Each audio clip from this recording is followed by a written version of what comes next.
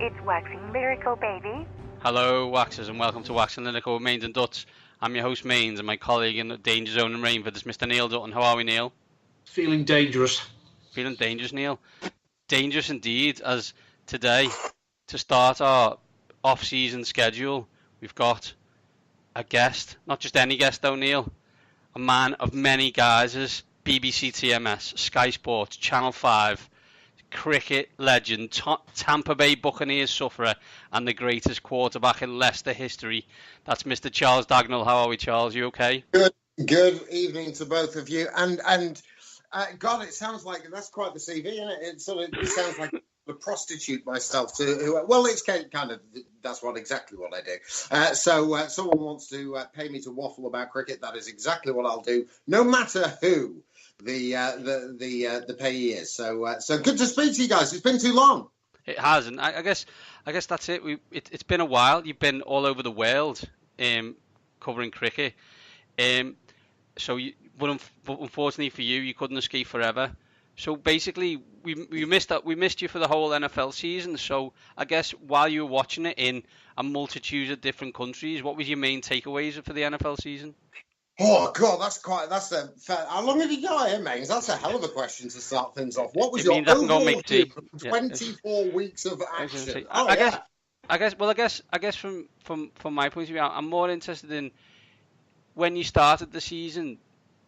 Did you expect to see Rams, Patriots, and then did you expect it to be some kind of gritty defensive battle at the end? Right. Well, I'll start off with the Super Bowl predictions, as we all do prior to the start of the season. We all want to pick our division winners. We all pick our wild cards. And you know, you have someone beating someone in the Super Bowl. Now, mine was fairly. I mean, I really thought the AFC through. And you know, I didn't want to pick anybody that, and I went with the Patriots, which was a really out of the box thinking from me. I thought, considering their real inconsistencies over the past 20 years. So I went with the Patriots. I thought they would do it again. I think it's a real aspect of them that they are burnt in certain circumstances, and they always find an answer.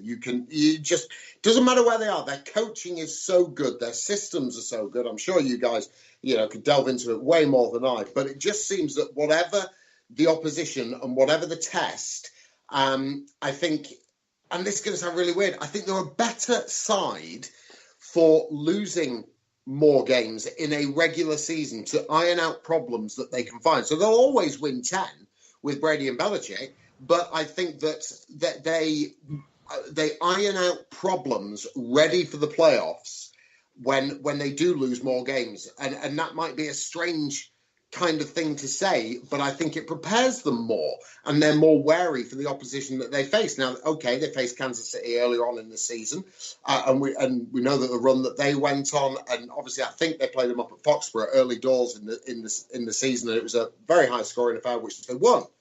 But having said that, I think they would have gone, right, well, should we see them again? This is what we're going to do. This is how we're going to play. And I think the Patriots do that better and have done that better than anybody so far. Now, as for the NFC, I will be brutally honest with you. I've not done well here. And my pick going in was an Atlanta Falcon. I can't believe I'm admitting it. An Atlanta Falcons New England Patriots Super Bowl. And yeah, couldn't have been massively more wrong. I just thought with the weapons that the Falcons had, I thought they'd improved on defense. What they don't have is any depth. And they lost a lot of players to injury, and I didn't really take that into account. I thought the Saints would be good. I didn't think they'd be as good as they were, but defensively they were sensational this year. And you will know the stats far better than I, but I don't know if they had the same effect on the ground as they did in previous seasons. But that said, they are again well coached. Sean Payton's a brilliant thinker, and the Rams were only ever going to improve on their second season under McVay. So I sort of had them in and around the mix, but I had the Falcons going on. I just thought that the most elite quarterback, save Aaron Rodgers in that division, but he's got nothing around him, group of new receivers, questionable defense, no real running game. I thought he would, and they would struggle anyway, and maybe an outside wildcard pick.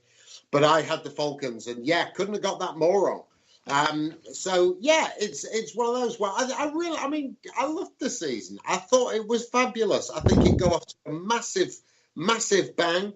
Defenses aren't quite ready in the early kind of part of the season, and they similarly with offensive lines. I've found that they're not quite ready. They need another couple of weeks of training camp, and so you do get this offensive explosion, super sonically exciting games towards the back, really going deep into the fourth quarter, and it's 35-33 type of thing with 2 on the clock, and and you got a lot of those games early on in the season.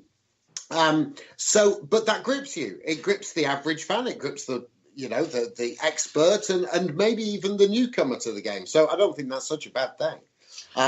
But no, loved it, miss it, want it back, want to start again.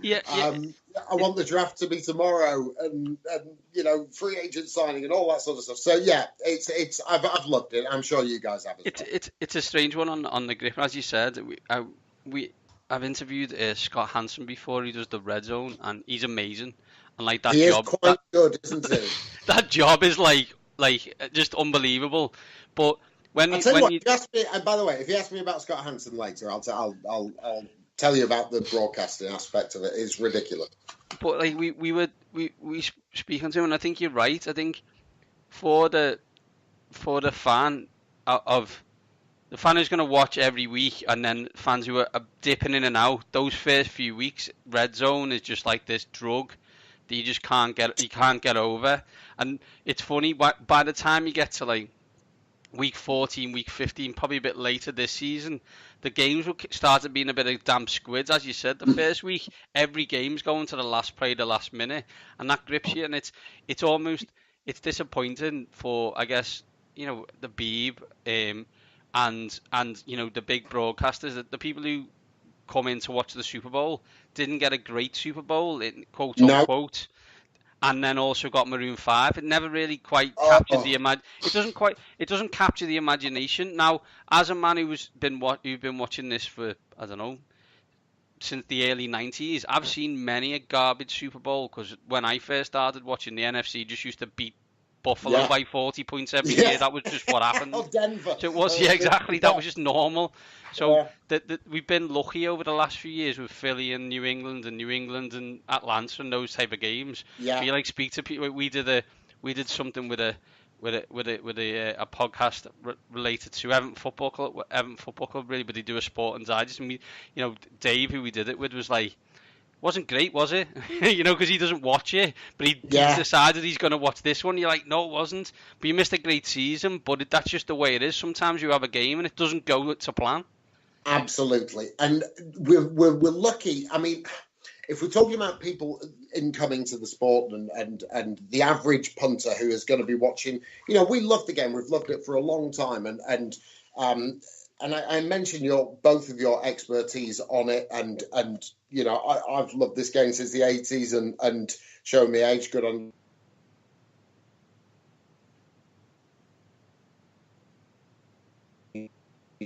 I liked watching the defensive struggle.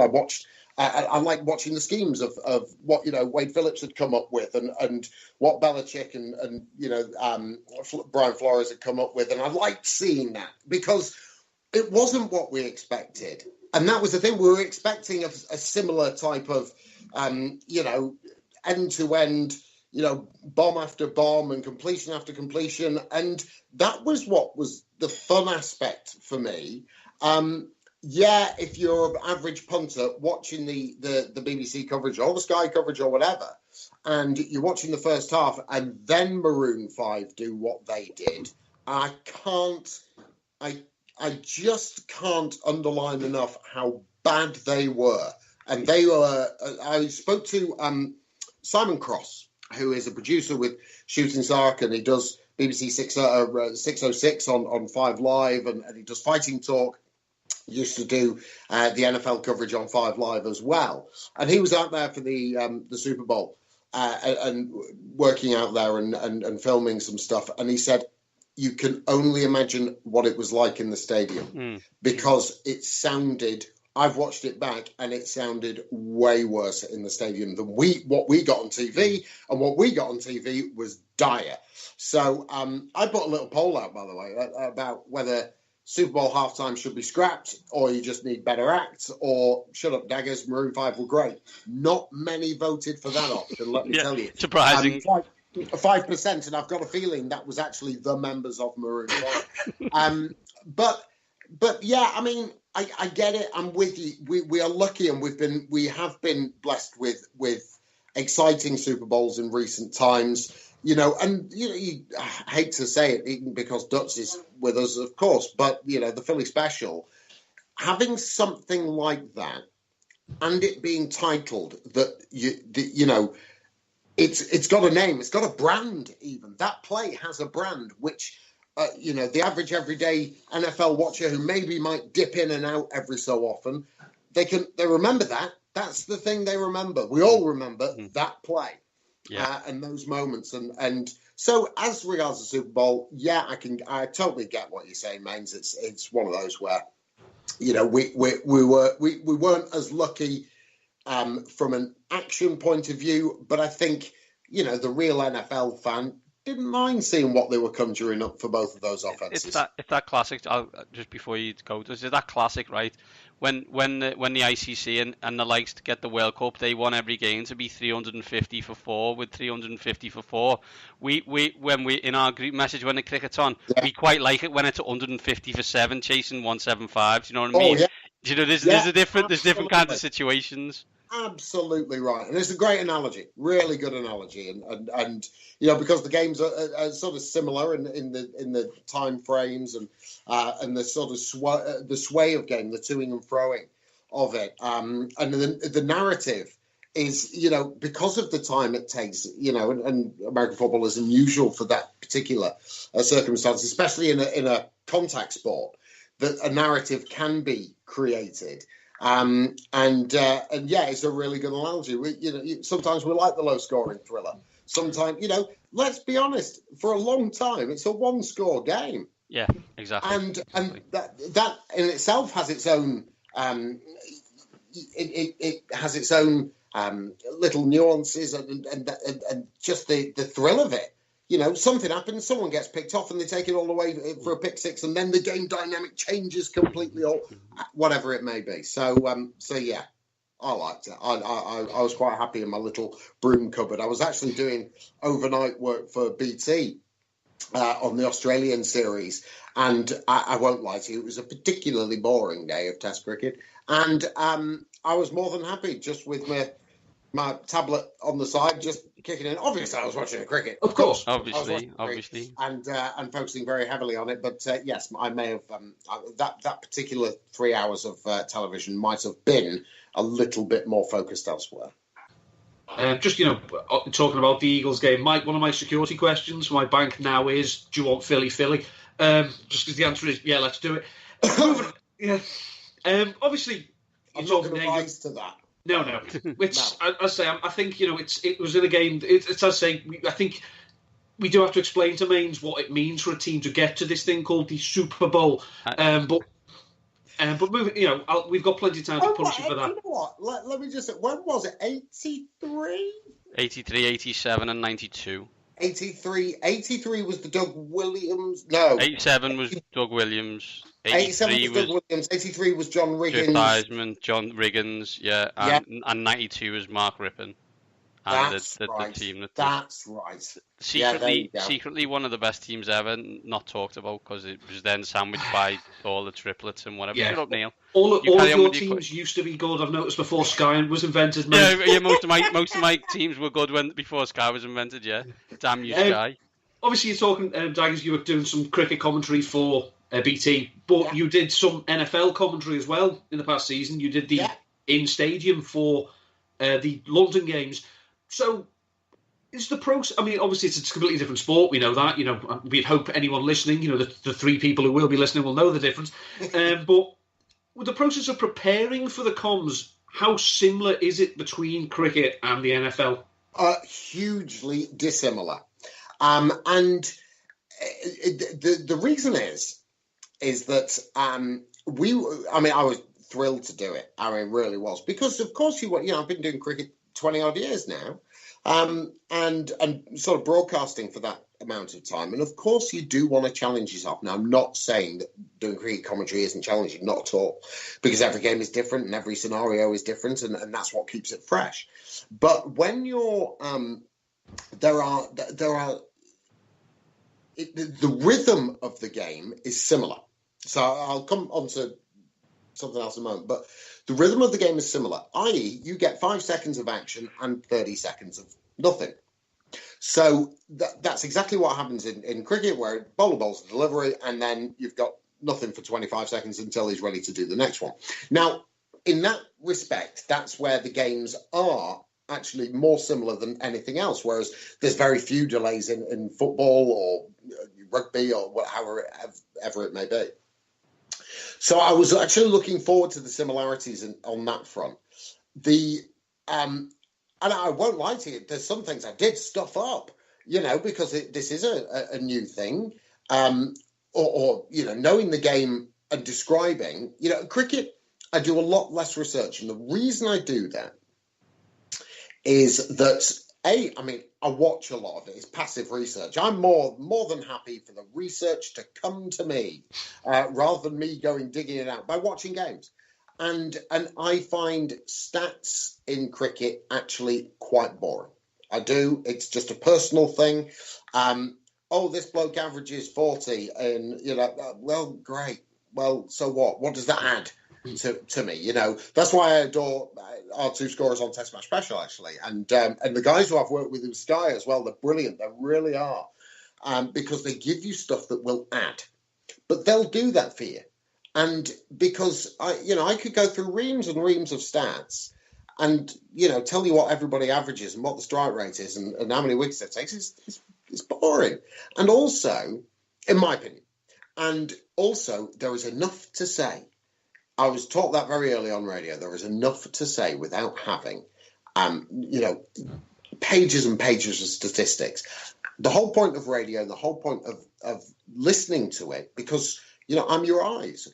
And I've got to describe what I see, not only just the game, but what else there is. That's why, people took the mick out of Blowers for Henry Blofeld for pigeons and buses, but he's talking about life in and around where he was, and that's what it is. So when it came to the NFL, that is different, because I want to know that he's got 22 yards on 7 carries, and I want to know that he's got 8 catches for 63 yards. And, so these are the things that matter to us, actually, completion rates, the terminology, the actual language used was a complete different thing for me. I used to cover a lot of rugby when I was working for Radio Leicester. But how often do I say, down the sideline, tackled?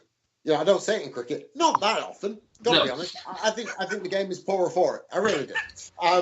But the simple things actually you do. So I practiced a lot watching television and doing it, and having a pitch like it is. It's a square pitch as opposed to a round one. And these are silly things to say, but they do adjust your language when you're broadcasting. So I remember the first quarter I did. I just thought I must sound awful here, and very self-critical as you would be. But I'm thinking, my God, if anyone's followed that, I'll be staggered. But the other aspect is, I did the first quarter with Ollie Wilson from who works a bit with TalkSport and various other as a freelancer. He was very good, lovely company. Really, obviously knew his stuff, and that was great fun. And I did the first quarter. So I did the first quarter out of all of them. Well, after a quarter of play, you're actually looking for where 55 is, and you're looking for where that player is, and you're looking for Calais Campbell, and you're looking.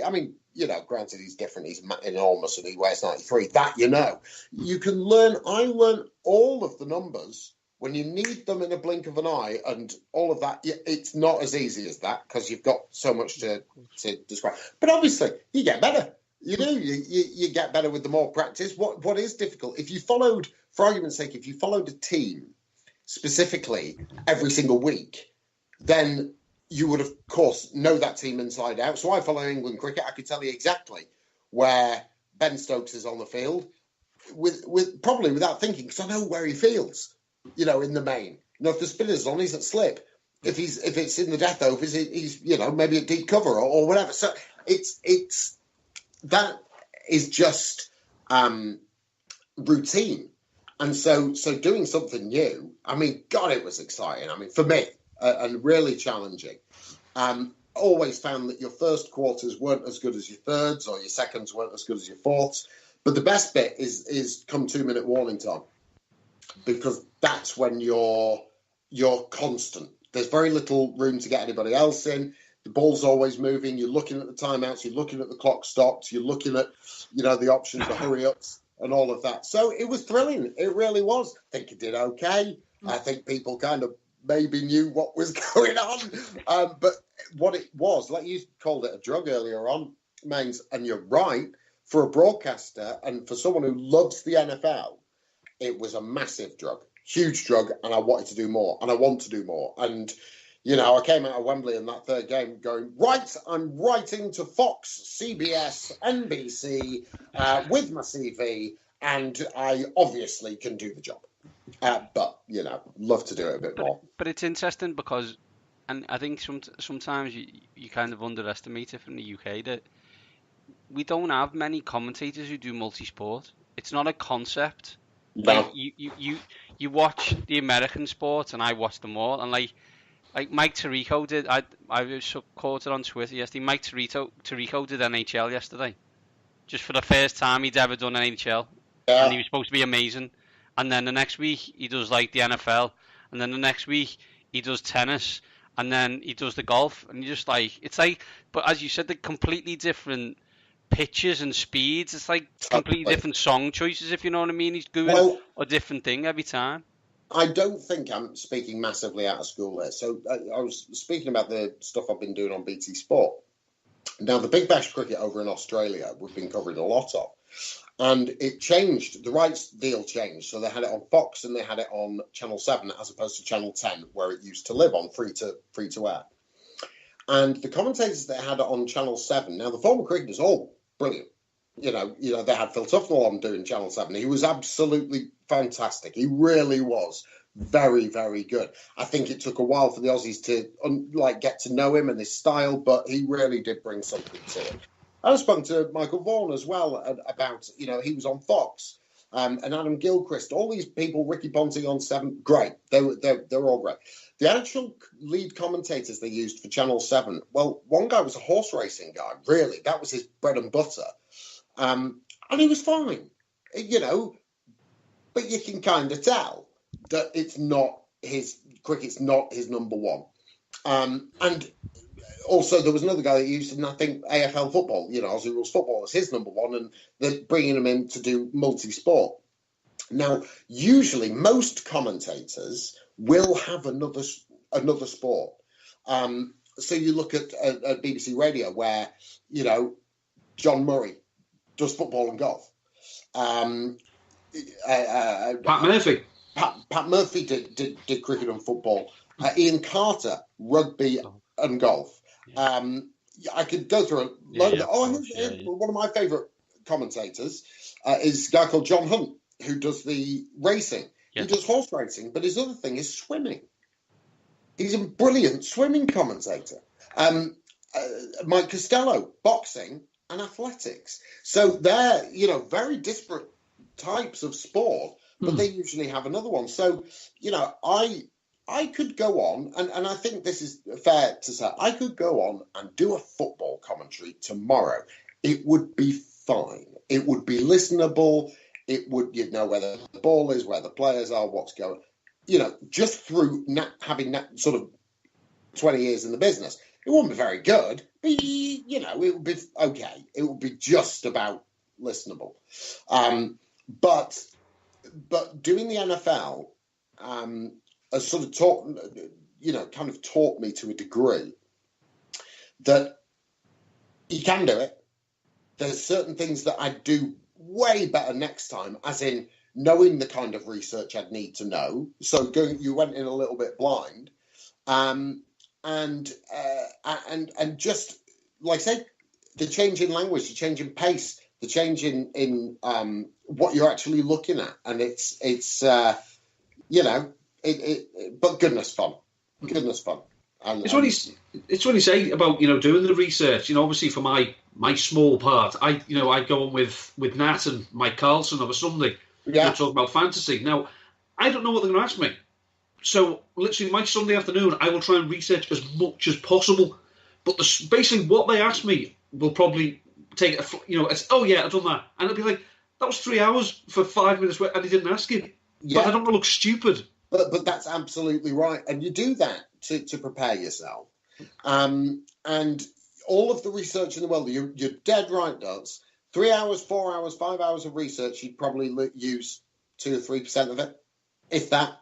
And once you get on a roll as well when you're speaking, it's not easy to go to page 6 of your notes to go, oh, something I wanted to say about that. I'm going to set with me, and you flipping the pages, and you're trying to find it because you can't read your own writing, and then suddenly the moment's gone. You can't do that. So you're dead right about the research. I found myself doing a lot of and sort of guessing to a degree and learning every single time I did it of what I needed to research and how I needed to, and actually where what is most important I found was actually the stats of that time. Now, you've got to also understand to a degree that we were doing it on a very sort of shoestring type of way. There was only myself and Ollie. There's no replay screens. There's no stats in front of us. We're sort of flicking through our iPads and tablets and iPhones looking for the up-to-date stats going on, because no one's bringing us sheets with quarter-by-quarter breakdowns or anything like that. So it's a little bit, seat of your pants type of stuff. But you get on with it. That's part of the fun of it, really. So, yeah. So if we drift back to the NFL, drift back to the off-season, and we focus on your Tampa Bay Buccaneers. And, good. And I thought I'd talked enough, to be perfectly honest. Yeah. So I guess the two questions, are really, what do you expect from Bruce Arians as a head coach, and does that expectation of Bruce Arians see Jameis Winston be fixed enough to have a future in Tampa Bay? If he's not fixed after 4 years, what's the fifth going to do? No, exactly. No, good point.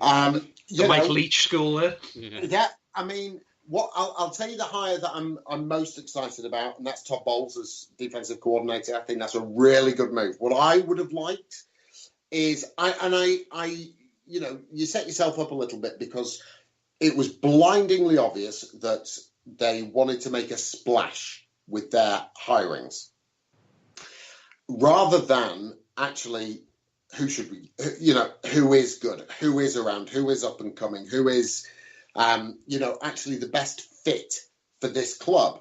Now, I would have liked to have seen, and of course, you're swayed by the mood of the NFL as well. Everybody's looking for the next Sean McVay. That's what they're looking for. They're looking for 30-year-olds who've got a little bit of talent and whether it be an offensive mind or defensive. I really like the hiring of Todd Bowles. I think he's been done a little bit at the Jets, if I'm perfectly honest. I don't think he's had, a consistent quarterback who can lead a team, and to have 1 year with a high draft pick is just not enough. So I was only too happy with that. I think his track record as a defensive coordinator speaks for itself. I think he's a superb hire for the Bucs, and one that was really needed. Even though they did improve towards the back end of the year, I think he will get them playing and use the talent that they do actually have. There is talent in that roster on the defensive side of the ball. But I think he will make it work, and I think they'll be much more organised, and I think they'll be a much more disciplined. The pass rush didn't turn up for 10 weeks, and then suddenly it arrived. Now, imagine having a little bit of new blood, a few signings. I know we've released Vinny Curry and the like, but I think, JPP had a pretty good year for him last year. You've got to hand it to him. You've got to hand it to him. He set off the blocks like a firework. Anyway, so I think I think the defensive line, actually, you look at Vita Vea, who's going to be fully fit for a new season, you'd hope, along with Gerald McCoy, along with JPP, maybe someone else. You've got Quan Alexander, you've got Levante David, you've got talent in that defense. So I think that, depending on where they go draft-wise, I'm still a bit up in the air about how I'd like them to go. But I think that Todd Bowles will get that group really, really organised. So I'm really excited about that. Bruce Arians is, look, he has got a good record. I mean, he does. He's one of the, keenest offensive minds. He's a leader. He's a good leader of people. People seem to warm to him and players seem to respond to him. So that's good. I wonder if it's a bit, you do, apart from Bill Belichick, who I'm, you do peak as a coach sometimes. And I just wonder if maybe his year out has done him well.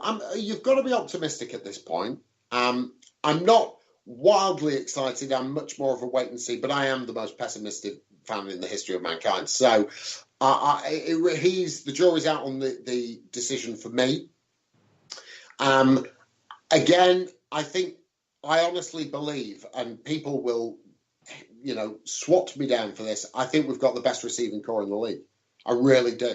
And I worry that with the best receiving core in the league, a number one draft pick still can't find them, still makes stupid decisions, still doesn't allow those guys to go out and make a play. If Vincent Jackson is asking for Ryan Fitzpatrick over Jameis Winston, that tells all you need to know. After 2 weeks, by the way, we were winning the Super Bowl and MVP was Fitzmagic. But, we've got Evans, got Vincent Jackson, you've got 2 amazing tight ends in O.J. Howard and Cameron Brate, who are red zone threats. You've got Adam Humphries. You've got Chris Godwin. That is a serious receiving unit.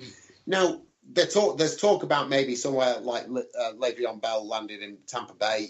Ronald Jones didn't work out particularly well. We do need a running game. That's blindingly obvious. And will that help Winston? Of course it will. It'll help any quarterback.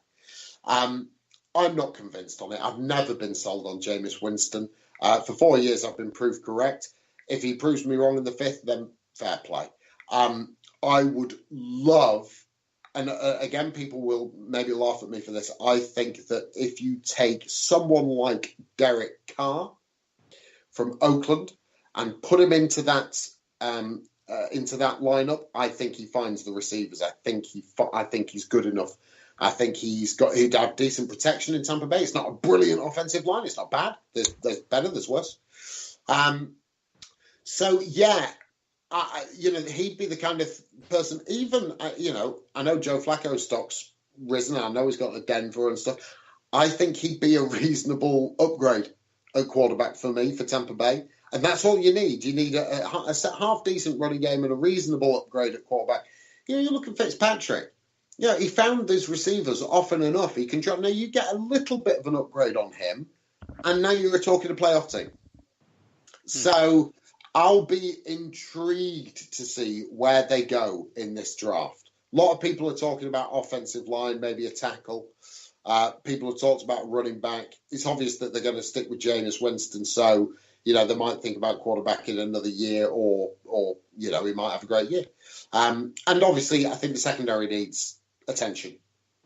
But I I'll be interested to see. But yeah, that's what I've made of their off season, really. Tied into the previous question that I asked, obviously, again, we talked, you are known for your work with the BBC, but then you've done some work for BT, and also you're on Sky, for the limited overs. Obviously, in the past, if you listen to, if you read his autobiography, Jonathan Agnew talks about being, a radio guy. Obviously, it is different commentating on the radio to commentating on the telly. Did you notice how different it was when you did it? And did you enjoy the difference? Yes, I did. Because I talk about the challenge again, Dutz, and it's something different and it's new and exciting. And I've not done a huge amount of it before. I didn't think I would get the opportunity, and now that I have. And what's nice for me, and I'm going to blow my trumpet a little bit here, and I don't mean to, please, as you know, I'm not like that. But what's nice for me is that I've not played international cricket. and the majority of the Sky people have. And so they obviously think I'm good enough as a broadcaster to do that. And no, of course, I played the game and at a county level and domestic level, and that I envisage is where they would probably want me to do, and that's brilliant. I'm absolutely made up with that. So it is different. And what I was probably overly wary about, I did a little bit of it last year in 2017.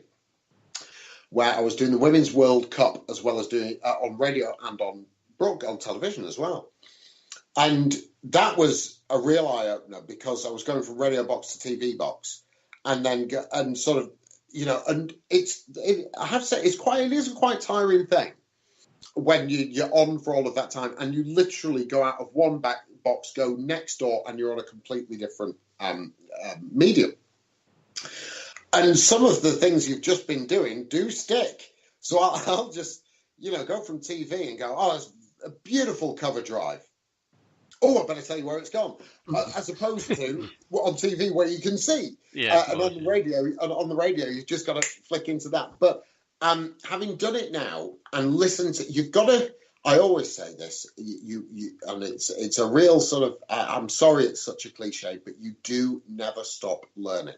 And the more information you have, the more power you have. You speak to really good broadcasters who have done that, who have done television. So I bother Bumble, I bother Wardy and NASA and, say, how do you do it? What do what's this? I'll tell you who's been so lovely and really, really helpful is Nick Knight.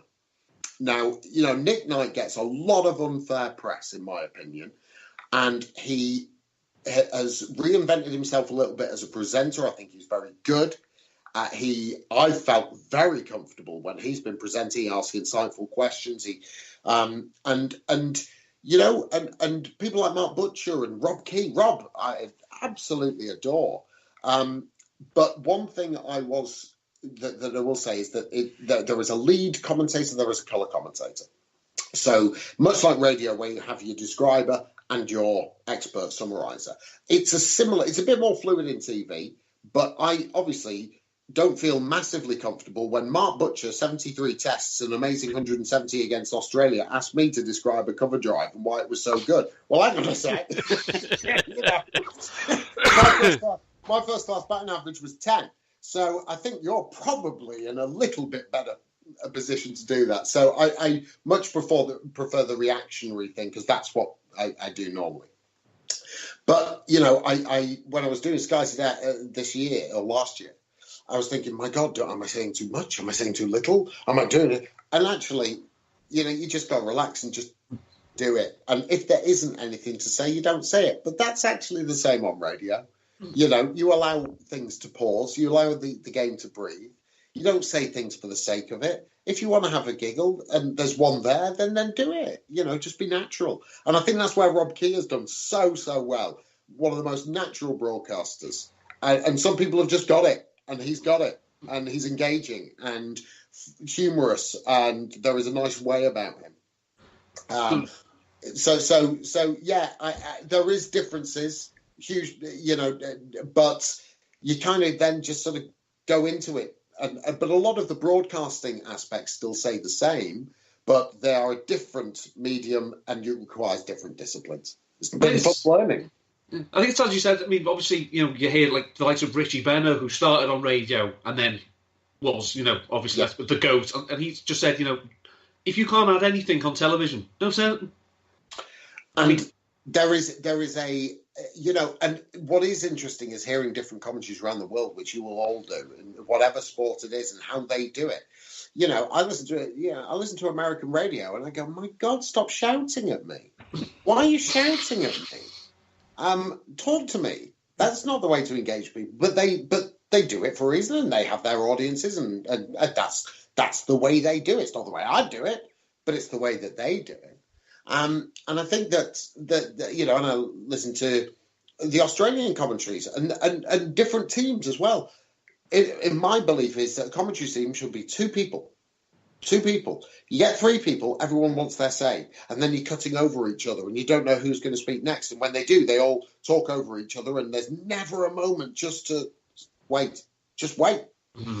So, and I find that that just actually having a conversation between 2 people, or a discussion or a debate, whatever it may be, is a much more easy to listen to thing, whether it be on radio or whether it be on television.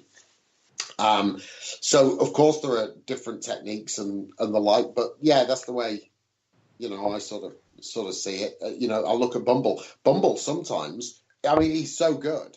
Sometimes he does radio on the television, because that's where he started at Test Match Special. Yeah. But there are moments he slips into radio, and it's perfect.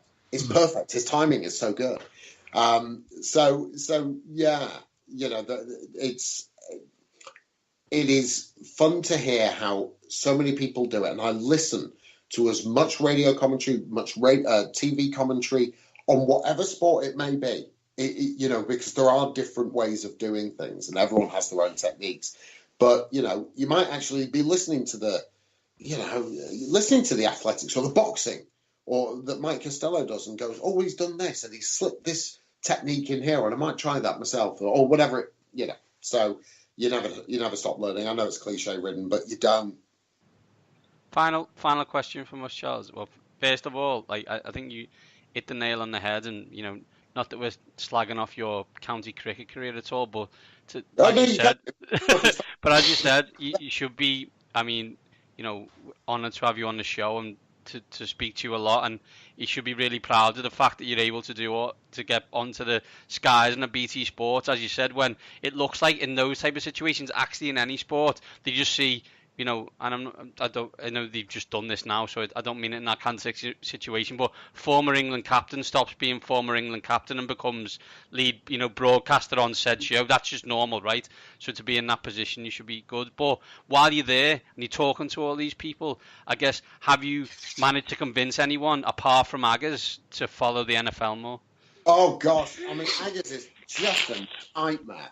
And you will see on social media that as soon as I post anything, he's there with yawning gifs. Oh, he loves a gif, and we do like giving it each other on social media, and it's good fun.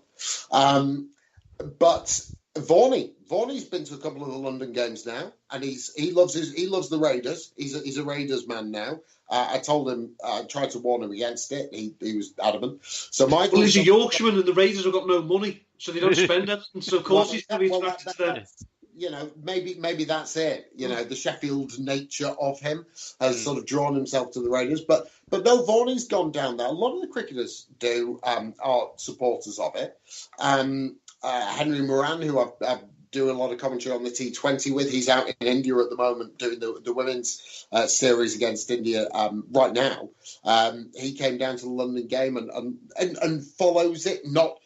Haven't got anyone to convert, to week in, week out. Off the top of my head on the commentary, I'll tell you who's a massive fan, and that's the Sky Sports cricket producer, Brian Henderson. And he is a Falcons fan. And, because we're both in the NFC South, and we hit each other hard with it, and again, it's more Twitter wars and stuff like that. So at least there's going to be one Atlanta team that's going to be involved in a Super Bowl or whatever it was. Atlanta's going to be involved in a Super Bowl in one way or another this year.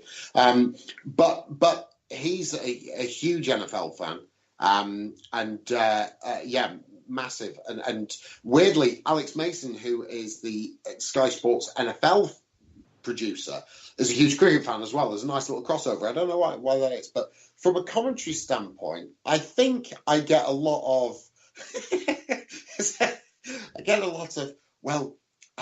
just let him get it out and then he's done, kind of thing. So a lot of looks to sort of say, have you stopped talking about that now? And as much as I say about Scott Hansen and Red Zone and all of those things, about the broadcast quality of it, I think I'm just trying to think about the BBC. I'm sorry if I'm delaying. I'm just going around the sort of BBC people. And, Tuffers will keep an eye on it, I think, because he'll need to for Question of Sport, but not a very close one.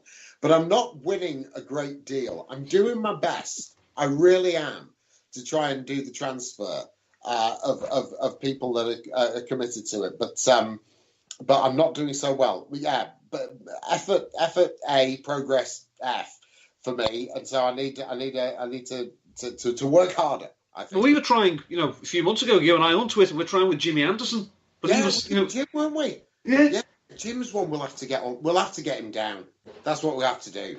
When he's available, obviously, sometimes he is a bit busy. But what I tell you what, he'll be talking to broadcasters, he'll be a very good one. I mean, he is already. That's the really annoying thing. Damn him. He's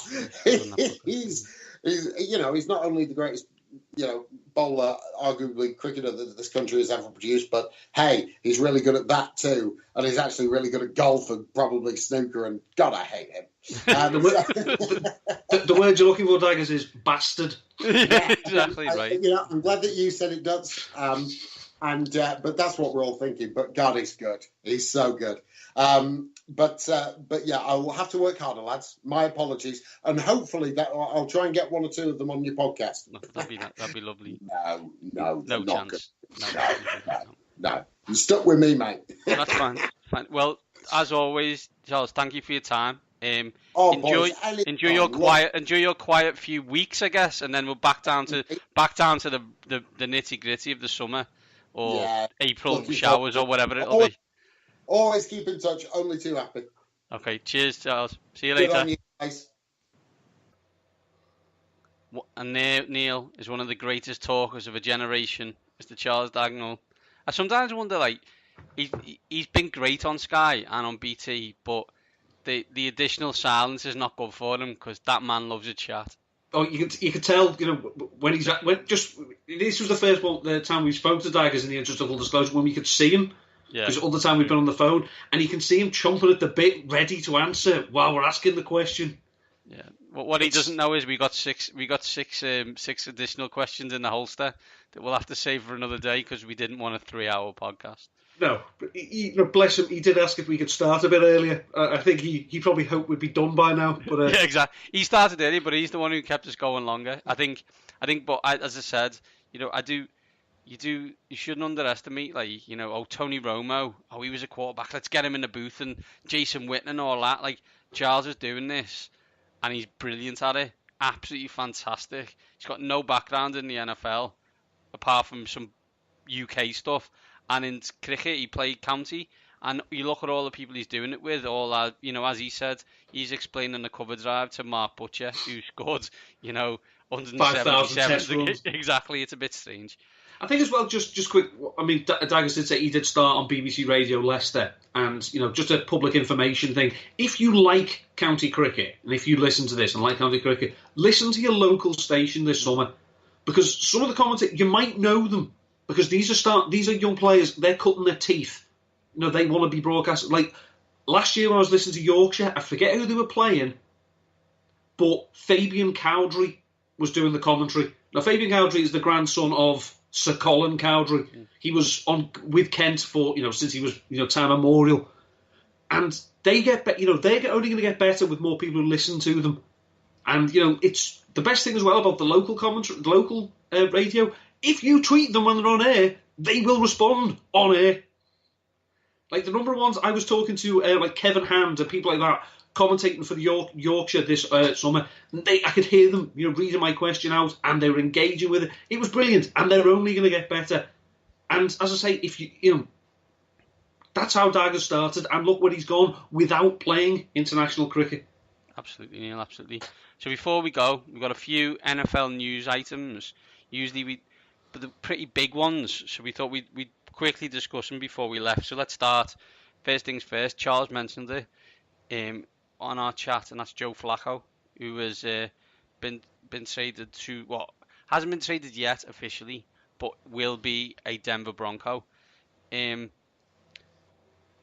Where to start, Neil? I guess the question is, how many times do you trust John Elway to try and pick a quarterback for you?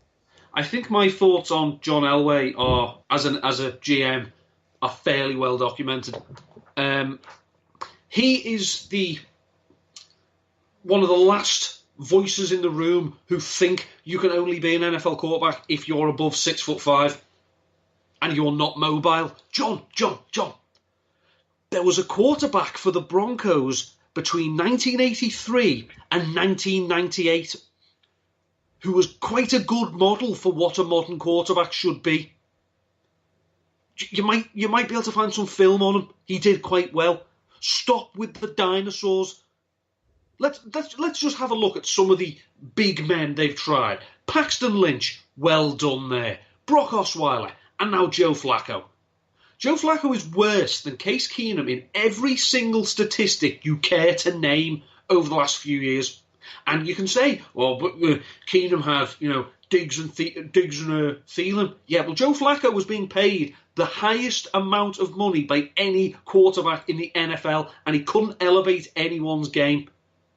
Keenum has done nothing wrong. He is not the problem. But blame him because he's the quarterback. I think that's the thing for me. Like where was I when we decided that Case Keenum was the issue in Denver? I must have missed that memo. But,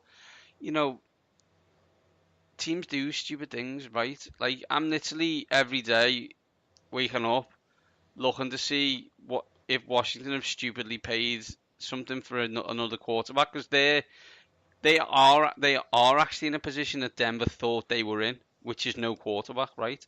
So they are in that position like Denver weren't. So I don't know. Next story, Neil. I think we're getting close to the end of the Antonio Brown saga. And what I mean by that is we know that one of the 32 teams doesn't want him. And that is the team he's on now, the Pittsburgh Steelers. I'm genuinely concerned about Antonio Brown because we talk about this, obviously, in our group chat. And it may have escaped some people's attention, but T.O. was a little bit of a diva. He was. But he spread his diva-like antics out over a 15-year NFL career. Antonio Brown is getting them all out in the space of 7 weeks. I understand what you're saying, but I just wonder, did he spread them out over 15 years because there wasn't social media and there wasn't 74 reporters at each, practice and following these guys around and TMZ and whatever? I hear what you're saying about his diva tendencies. At the moment, I haven't seen Antonio Brown doing sit-ups in his driveway. Let's be honest. I mean, Antonio Brown is a very, obviously he's a supremely talented physical specimen. He's not T.O. circa 2005, is he? In fact, he's not T.O. circa 2019. Have you seen him lately? Yeah, he's not in the body and the talent he is. I think I just look and think, if you underestimate his talent at his wrist, the problem you've got is he'll be 31 when he gets into the new season, and he probably wants 5 years, a lot of money. I don't think anybody's going to pay that. I assume the Steelers want a number 1 draft pick. They're not getting a high number 1 for him, but if you're Oakland, for example, do you swap Amari Cooper for Antonio Brown? Well, no, because you're not going to pay him. If they're going to pay these players, they wouldn't have traded Mack. They wouldn't have traded Cooper. I think friend Matt Kelly, who will be on soon. I'm going to speak to him and get him on. He has said for years that he thinks that Antonio Brown's skill set, the talent he has, and the way he plays the game, he could play into his late 30s. So a la Jerry Rice, a la Larry Fitzgerald. Not saying he's the same type of player, because he's not. But the way he approaches the game, the way he plays, his skills, he could adapt to a different quarterback. Now, I know his numbers haven't been great in the 5 or so games that Ben Roethlisberger hasn't played over the last few years. Put him in a new offense, give him a quarterback, he could develop that rapport, and he could be a safety valve for any competent NFL quarterback. It's just a question of, let's say, if we pay you now, and in 2 years when all your guaranteed money is gone, are you not going to come and pull this shit with us again? And I think now he's opened the door that this is what he's going to do. So it becomes a big risk of, okay, we'll guarantee you money, but we're only giving you 2 years. and then you can piss off. He's entered the TO zone, right? We've got him. We'll give him 2 years guaranteed because we'll get 2 good years out of him, or a year and 7, 8, and then he'll become a nightmare, and then you ship him off to somewhere else. I just look and think, if you're San Francisco, you haven't won enough. You haven't really got great weapons with the exception of Kittle around Garoppolo. Do you not think, I could really do with this happening? Like, the problem that, say, someone like San Francisco's got is, what they need to happen is someone to draft, to trade up to them, to take Murray, for example, and then they use that capital to get Brown, but I don't know if they've got that time to waste. And it's sad you say, Antonio Brown, he's hurting himself on a daily basis by saying, this isn't about the money, but I want guaranteed money. Well, you want guaranteed money, there's only a few teams who are going to pay it because they have a need and they have the cap space. The Raiders are saying an obvious one, but they're not going to spend that money because we've already seen this, that's not what they're going to do. They're cash poor. So you've got the San Francisco 49ers, which I've said for eternity, because I think it helps the fact that he's played 7 games in the NFL. Jimmy Garoppolo is not a rookie. He's not a young quarterback. He's learned at the knee of Tom Brady. Do you think he's going to let a wide receiver bully him into not targeting him if he's not open? No, you're not going to, I don't think. Then the other one is, okay, with cap space and a need at wide receiver, the Colts. Because again, is Andrew Luck going to be bullied by Antonio Brown? No, he's not. So I think it's a question of, if you've got a ridiculously young quarterback and you think this could be the missing piece, you run the risk of you're 2-2 and he's only, you're targeting him 10 times, but you've targeted someone else 11 times in one game. Is it worth the hassle? Well, that's the Indianapolis corollary, right? Is that if you put him in there, what happens when they give T.Y. Hilton more targets in week 4? You won't be happy. Speaking of, but just a quick one there though. I mean, it's not going to happen because Washington have a plethora of needs. The Eagles have no cap space. No, Washington's got 20 million in cap space. Yeah, but let's just Landon Collins left the Giants, and Landon Collins basically said, "I want to play for Washington because my hero growing up was Sean Taylor." We're like, great story. We got no money. So we need to cut a load of people. Yeah, let's just say that wasn't an issue, and Bruce Allen gets one phone number right that he dials and says, "I can get Antonio Brown." You're taking him, aren't you? Yeah, well, of course I am, because he's really, really, really good at football. And then I'll have to deal with the consequences later. I've done this since that bespeckled midget took over ownership of the franchise. So let's go and get the next shiny thing, and he is the shiniest of the shiny things. But is he though, Neil? I don't think he is, because there's an even shinier thing out there that I think Washington are going to have their eye on. The question becomes, Neil, is will Washington and Bruce Allen try and convince everyone that Kyler Murray is 6'2"?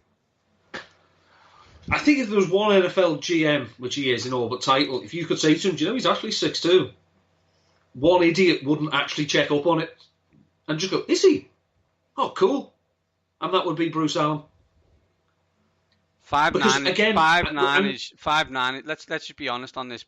We don't need to slag off Washington. We've got plenty of the off season to do that. Let's look at Kyler Murray chat. Like, I know it's a new NFL and whatever, but like, we're talking Amelia short here, like 5'7", 5'8". That is not a tall human being. And it's the thing is as well. I am going to invoke the name.